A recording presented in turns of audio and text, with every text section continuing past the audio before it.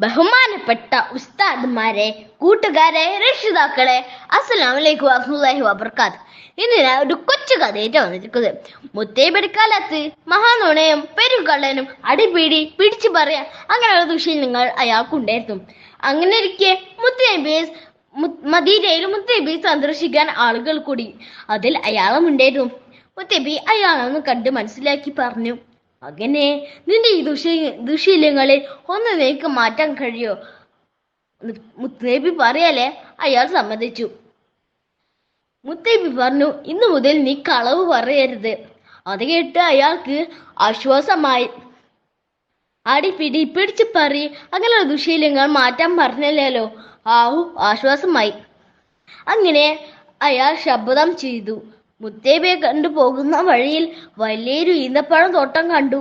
Hi, പഴുത്തു നിൽക്കുന്ന ഈന്തപ്പഴങ്ങൾ, ഇന്ന് കോളടിച്ച തന്നെ, ഇതെല്ലാതും അടിച്ചു മാറ്റണം എന്ന് മനസ്സിൽ കരുതി അയാൾ നടന്നു. ആ മനസ്സിനെ വല്ലാതെ അസ്വസ്ഥമാക്കി. മുത്തേബി പറഞ്ഞിട്ടില്ലേ, കളവ് പറയരുത്. നാളെ എങ്ങാനും ആരോ ചോദിച്ചാലോ? സത്യം പറഞ്ഞാൽ ആളുകളിൽ നിന്ന് ശിക്ഷ വനിക്കും. കളവ് പറഞ്ഞാലോ നബി ശപിക്കും.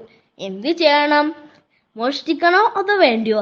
അയാൾ ധർമ്മസങ്കടത്തിലായി. അങ്ങനെ ഒടുവിൽ അയാൾ മോഷ്ടിക്കണ്ട എന്ന് തീരുമാനിച്ചു. അങ്ങനെ അയാൾ നല്ലവനായി ജീവിച്ചു, പണിയെടുത്ത് ജീവിച്ചു. കൂട്ടുകാരെ, നമ്മൾ ഇതേമാതിരി കളവ് പറയരുത്. അസ്സലാമു അലൈക്കും.